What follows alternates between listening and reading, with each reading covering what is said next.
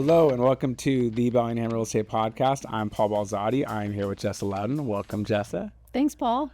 And today we are talking about mountain biking trails in Bellingham and in Whatcom County, and how real estate relates to that. So if you're a buyer looking to move into the area and you want to learn about places to be near mountain biking and just the general mountain biking scene, that's what we're going to cover. We had a recent podcast with Irina Lambrou where we talked about the interurban trail system and all the trails.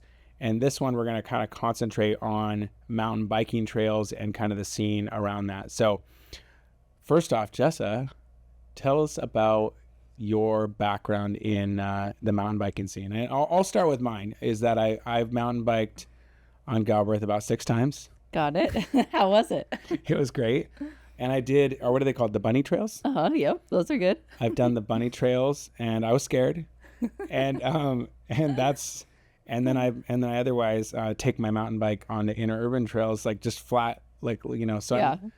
It's a pathetic, no, not at all. You know, but that's me, but I did enjoy those trails, but that's my bike. You share your background. Don't put me to shame. No. So Bellingham has something for everybody, which is why I love living here. I grew up here and can't imagine living anywhere else. So my experience in mountain biking starts about 8.5 years ago. My first time on a bike was my first date with my boyfriend. So that was very exciting and nerve-wracking experience. But since then, 8 years ago, I can now ride like any style of trail up to double black. So I feel like I've gained a lot of experience through the 8 years, and it's crazy. I didn't ride my bike growing up here. So it's kind of like, really new, awesome thing in the last 10 or so years. Yeah. And you should also mention you live in the general vicinity of Galbraith, right? For sure, yeah. So I live in the Geneva neighborhood, one of my favorite neighborhoods to ride, Galbraith Mountain. And so it's on the north end of the mountain. There's kind of 2 main entrances. There's a north side to Galbraith Mountain and then a south side. So Geneva's all-time favorite because it's near the north side entrance to the mountain, and then it's also right next to Lake Whatcom. So you have kind of 2 really beautiful areas if you like outdoor recreation, right smack dab in the middle. I don't have to get in my car to go to the trails. I can literally ride through a park, be there in about 2 minutes. Well, let's go further into that. So we're going to cover a couple other mountains and more about the mountain biking scene. But, you know, Galbraith is the main one, is the big one. Yeah. So talk a little bit more about Galbraith, and then you just started talking about Geneva neighborhood. Tell us about Galbraith Mountain for people who don't know much about it. Maybe some fun facts or anything like that, and then the neighborhoods. Yeah, sure. So Galbraith Mountain, if you're a mountain biker, is an all-time mecca. I mean, people... Mecca is the right word. Yeah. People come from all over. We've had people come stay with us from Europe just to ride the Galbraith mountain biking trails.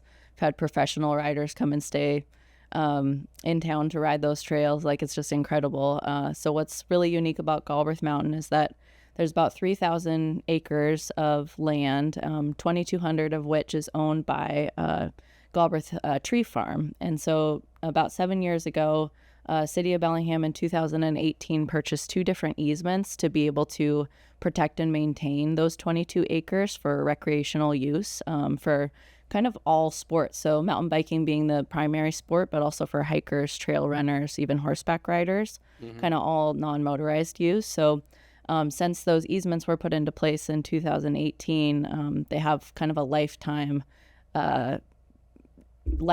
on the protection of the use of the trails and space for those riders. So pretty cool with just having the protection in place. So the tree farm still regularly harvests timber on the mountain, but working in conjunction with the Whatcom Mountain Biking Association and the City of Bellingham, they're able to just close off certain sections and keep the maintenance of the trails going. So that's really cool. And then on top of that, Galbraith has this wide range of skill levels. So there's bunny trails, like what you rode. Yep. Which I still found scary. Yeah. It was not too scary. Yeah. Kids, really all levels to start riding, right? So those bunny trails start on the south side of the mountain. Yep. And you can ride up, and they're, just kind of flowy, wide trails to learn on. There's also lots of fire roads. And then the trail system goes all the way from those like green bunny trail system. It's ranked just like ski hill. So it goes green as the easiest to blue to black to double black to pro is like an orange. And blue steel is kind of the pro line, jump line. There's like 50-foot length jumps. Which is something you can progress to in the future, Paul. Have you come off the 50-foot? I haven't done the 50-foot jumps yet, no, but still working on. They call them the cedar dust jumps. So like a progressive jump line. There's like 4 different skill levels there, and after you're done with those, you could someday progress to the pro jump line. But yeah, kind of great for all skill levels. And then there's a wide range of like flowy big jump trails, and then narrow tech trails with rocks and roots and different jumps and things. And so it's would you say it's 90% mountain bikers?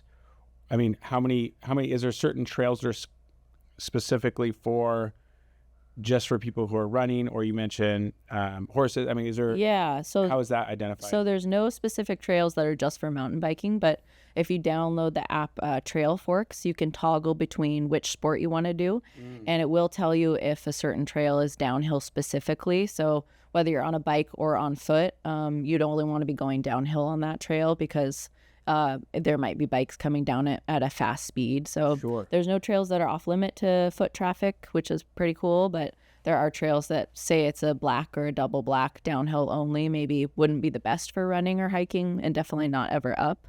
Totally. Well, yeah. So that makes sense. That makes sense. Yeah. Okay. And then you mentioned the app Trail Fork. When coming out of Galbraith, looking at different neighborhoods, you mentioned Geneva. Another thing about getting into the real estate side of it.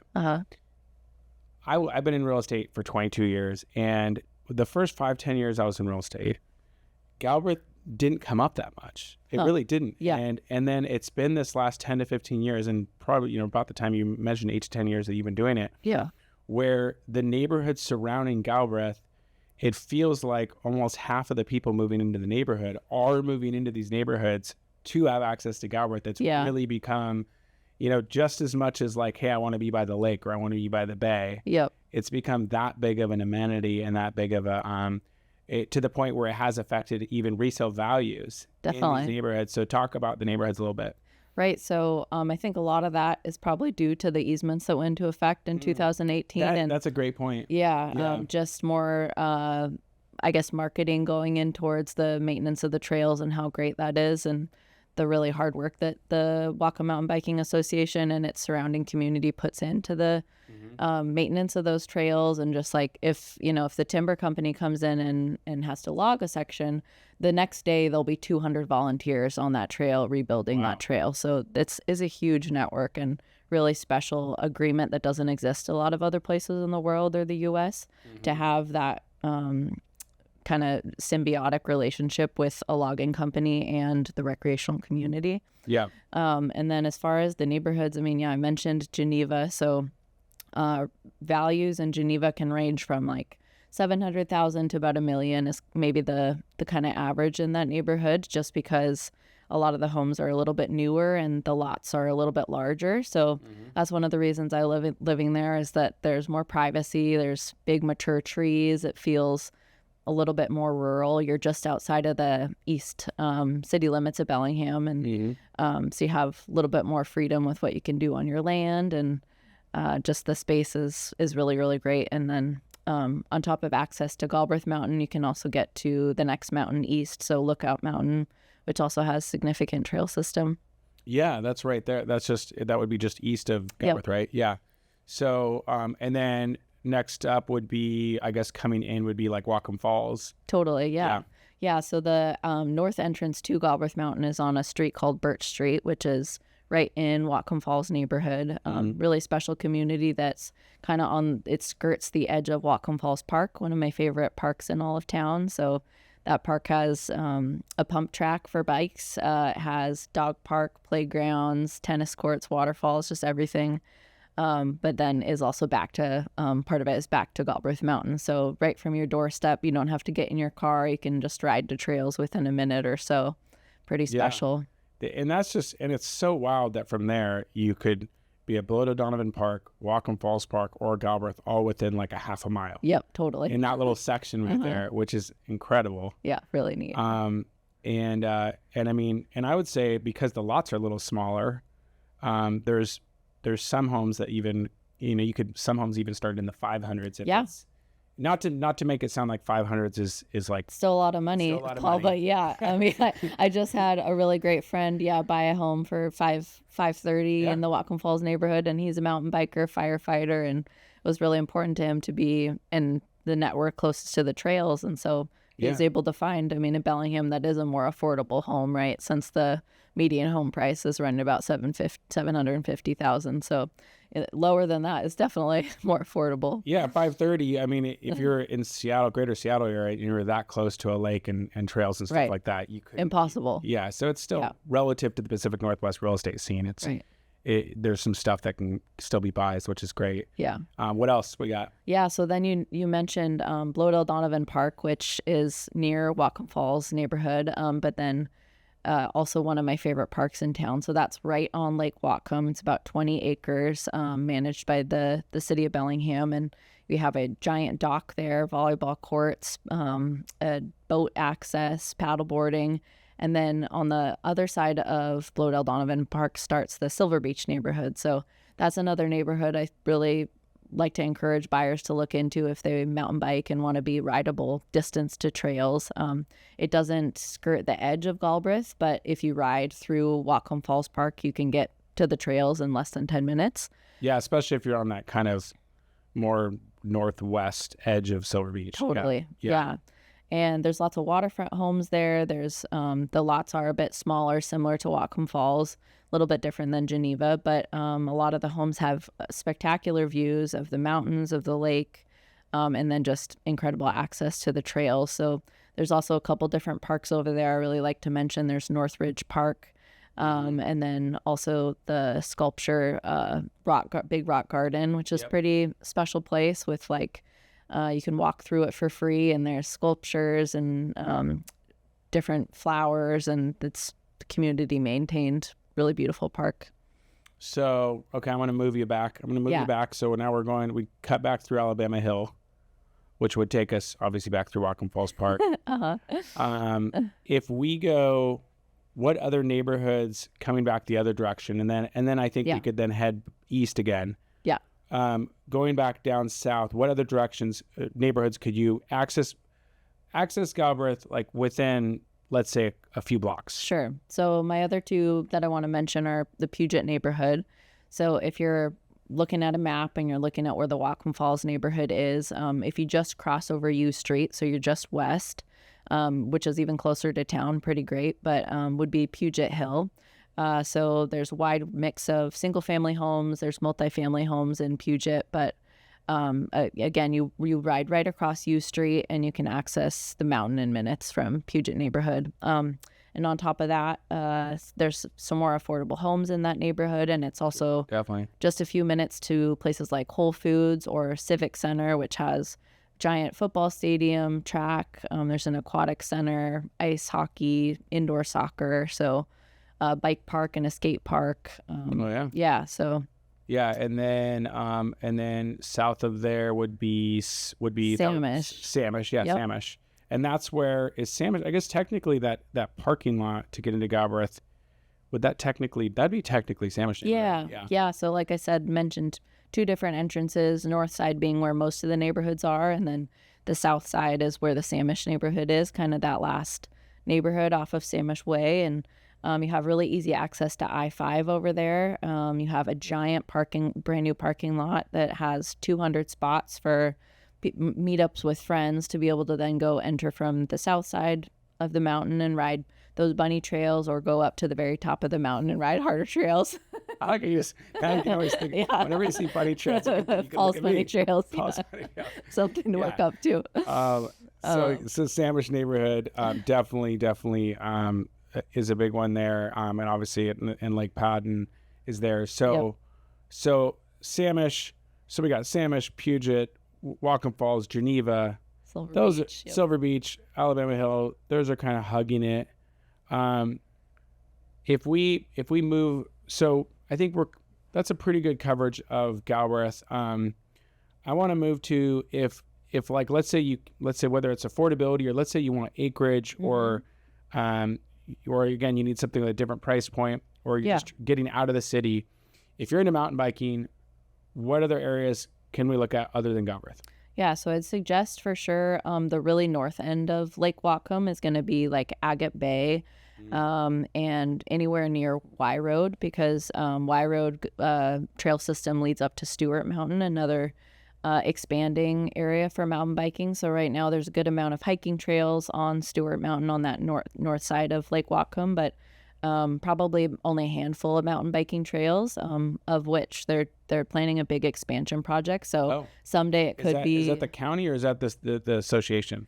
It's the county, yeah, but they'll be working closely with the Whatcom Mountain Biking Association because they're heavily influential in every single mountain biking trail that goes into the planning of Whatcom County. So sweet. Yeah, that would be a great spot because some lots are like 5 or 10 acres out there. Off of Y Road, and then there's also waterfront homes. So if you want to be right on the water, and then that road North Shore dead ends at the end, and there's really beautiful park at the end that has a trail called Hertz Trail. You can ride; it's like a bunny trail, so you could ride flat bike on it, or you could climb up to the top of Stuart Mountain and ride down a trail called Brown Pow if you want a bit more rowdy of an experience. What happens so if you're on the south end of Lake Whatcom, can you go from Stuart Mountain at all? And can you, from going the south end, well, I guess south is pretty south. So I guess, is that kind of cut you off? If you want to get over to Galbraith and out, would you be then going back around the north end of the lake?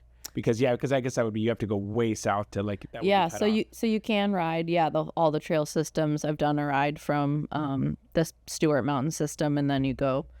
You can't on a road, but on trails, you can connect Stuart Mountain to then Lookout Mountain to then Galbraith Mountain. Yep. And there's trails that take you from one to the next. Yep. And a lot of fire road too. So if you're more into cross country riding or gravel riding, here's the place to be as well. That is super cool. Yeah. So you could technically hit 3 mountains. Yeah. Right back to back to back. Yeah, totally. You could even continue from Galbraith Mountain into the Chuckanut Mountains, which is the trail system I was going to mention next. Oh, yeah. And then even into Blanchard and Alger, which is kind of the last trail system I was going to mention. Okay, so let's get to those. So I took us east to Stuart, but so going that's going towards Lake oh my gosh. Well, back north to Chuckanut Mountains. Okay, yeah. Yeah, so if we're talking about just south of Fairhaven area, is technically the south neighborhood. So Chuckanut Mountains is probably what Irina talked a lot about with the interurban trail connecting from Fairhaven 7 miles into the Chuckanuts, and that's another great mountain biking system. So there's 2 kind of main trails, Double Down and Double Black, that start there, that are really the lower one's a bit more technical than the upper one. They're both black trails, but there's also some other mountain biking trails in there. If you are into hard climbing trails, I would suggest you go up a trail called Hush Hush. Probably the hardest climb in all of Bellingham. Really? South neighborhood is also really great for living near trails. And then the last system would be Blanchard. So that's just outside of Bellingham and Alger city limits. But if you like more natural, technical riding, Blanchard is awesome. If people have probably heard of the Oyster Dome hike. So that's where that's at, with just killer views of the San Juans and Samish Bay. But there's also Bellingham's first, or Whatcom County's first, sanctioned double black trail on Blanchard Mountain, which is pretty cool. So, and with Chuckanut and Blanchard, that's a little bit more of a mix of more trails that are a little bit more popular for hikers and joggers, would you say, too? I would compared to Galbraith. I would say Galbraith, is primarily bikers. It's probably, I don't think it's primarily bikers. Okay. I'd say it's 50-50 bikers, hikers, runners, people with strollers on the fire roads. Although Galbraith is probably known more for mountain biking than those, just from like the publicity of it. Any sport is really on that mountain at any time. Okay. Okay. Yeah. And so I guess that could be the same with the other mountains as well. Then. Yeah, totally. Yeah. Okay. I've seen people take their goats on walks on Blanchard Mountain. Yeah, it's pretty cool. So it's good for goat walking. Yeah, sure. Well, the next podcast will be goat. Yeah, perfect. The goat trails. Yeah, great. So okay, well that's a good. So that stretch is, and I really had never thought about that, how you could theoretically just like actually Connect go them from it. all. That's Yeah. amazing. And that would and then for real estate wise, that you mentioned, that gets you into Alger, that gets you into Bow Edison, Yep. that gets you into Lake Samish, basically. Yeah. Right. So like you said, if you are looking for more of a rural feel or just Yeah. having a bit more land, then probably Agate Bay area off of Y, or anywhere off of Y Road, Alger area, or kind of just the outskirts of Chuckanut would be some of my top choices for that. Absolutely. Yeah. Okay. So I think that covers most of what I wanted to get into, or all of I really want to get into on that. Before we jump off, if somebody is just moved here or is moving here, you mentioned the association, what other kind of community events, what other things should people plug into or be aware they could plug into? Yeah. So Whatcom Mountain Biking Coalition would be my number one from the get-go. It's just incredible. You can become a member for, I think it's between $15 and $25 per year, and they do a ton of fundraising. And then they also do really awesome like summer racing events. So they call it the World Cup. So every couple Wednesdays, all of summer, it's just all ages. They do it by like kids go first and race down a particular trail, then women, then men, and there's just a whole wide range of ages for it and skill levels, which is super cool. And there's always like food and drinks, and it's, cost affordable. And so that'd be something I'd definitely look into, is that summer trail riding series. But on top of that, they have lots of events with kids that you can get your kids involved in, like skill camps, and also they're in the schools. They can help get you a bike if you don't have a bike. Nice. And then there's different community events that happen down at Trackside downtown. So there's a wide range of skill levels for like different pump tracks down there. With you can teach your 1.5-year-old to ride a bike down there, or you can hit like the double black jumps. Yeah, I read that they read that pump track down at Trackside was initially just supposed to be a temporary thing. Right. And then good luck getting that gone. We'll now. see. Yeah, that might be a challenge, but because that's supposed to be developed for other things in the future, but I think it's becoming a little bit of a staple down there. Yeah, we'll see. And if they do develop down there, hopefully they'll just move it to somewhere close by. Right. Yeah, absolutely. But that space has opened up, a lot of availability for big events like the Northwest Tune-Up, if you've heard of that. Yep. Big mountain bike festival that happens in July, where there's a big endurance race that happens on Galbraith Mountain during it, and they have lots of booths set up down at Trackside and music, and they have free bike demos every year. It's really neat. Sweet. Very cool. Okay. Well, if you got more questions about mountain biking or real estate, you can reach out to Jessa. Thank you for joining, Jessa. Thank you for listening or watching, you guys. Thanks for having me.